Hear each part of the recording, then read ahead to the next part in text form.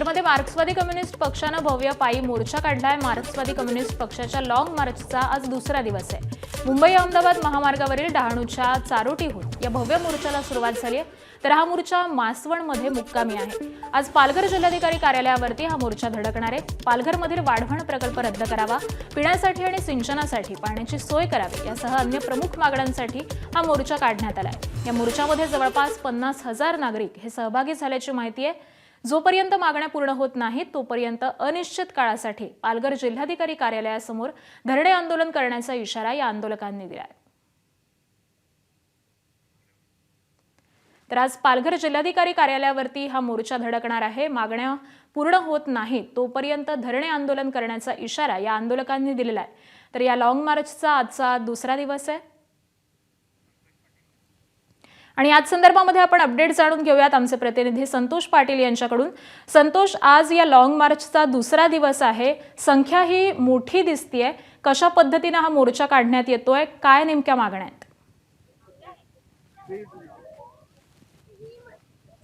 आकांक्षा नक्कीच पालघर जिल्ह्यात होऊ घातलेलं वाढवण बंदर असू द्या किंवा मुरबे जिंदाल जेट्टी असू द्या, ह्या विरोधात हा मोर्चा आहे। त्याचप्रमाणे वनपट्टे आहेत, अदानीचे जे मीटर आहेत, जे आता बसवण्यात आलेले स्मार्ट मीटर त्याच्या विरोधात आहे। वनपट्टे जे आहेत नावावर झाले त्या विरोधात हे सर्व आंदोलन आहे, हा लॉंग मार्च आहे तो आहे। आपण बघू शकतो सध्या मनोरच्या मैदानावरती ते सर्व जे आंदोलक आहेत ते विसावलेले आहेत। आपण बघतोय सकाळची निहारेची व्यवस्था आहे ती सध्या होते आहे।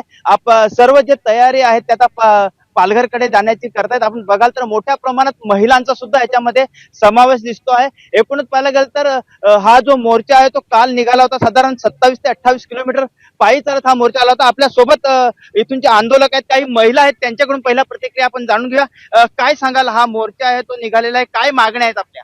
आमच्या आहेत ते हे 11 मागण्या आहेत, परंतु आमच्या मुख्य मागण्या आहेत ते जंगल आणि जमीन हे मुख्य मागण्या आहेत। कारण की प्रत्येक किती वर्ष झाले 2026 पासून हा आमचा वनपट्ट्याचे जे फॉर्म भरलेले आहेत काहीकांचे मंजूर झालेले आहेत, परंतु त्यांना जे वाढीव करून देण्यासाठी हा लॉंग मार्च निघालेला आहे। आमचे जे महिलांचे प्रश्न आहे, हे रेशनिंगचा प्रश्न हा आम्हाला प्रत्येक कुटुंबाला 35 किलो धान्य मिळालेच पाहिजे आणि एक तर स्मार्ट मीटर जे एवढं वीज बिल आहे, काही लोकांनी जे त्यांचे पुरावे सुद्धा आणलेले आहेत।